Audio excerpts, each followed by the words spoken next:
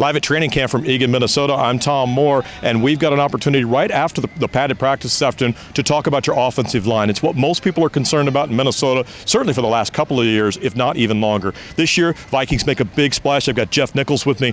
Jeff, Garrett Bradbury. Okay, that's the one everybody's looking at. The first thing that I noticed about Garrett was a body shape I didn't expect from a lineman. This guy looks like a linebacker, speed athletic. Talk to me about what you've seen so far from Garrett. Yeah, I think today was a really great day for Garrett Bradbury out on the field. He showed me athleticism. There was one particular play during the scrimmage period of practice where he was able to get out on a screen pass to the second level, and he made contact with Alexander Madison 10-plus yards down the field, which is really what I think a lot of draft scouts and everything were looking for, and something the Vikings really need to add in the stretch-going scheme.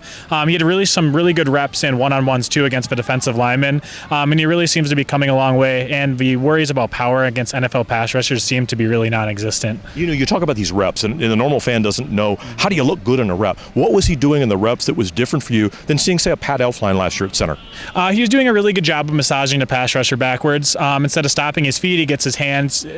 I guess it's easier to explain it when you see it or can explain it in person, but when you get your hands on the chest plate, it's not so much about just stopping a guy and stalemating him. It's about massaging him backwards, making sure he's working around the pocket rather than going right back into the quarterback. One of the things you talked about is he gets to the second level, okay?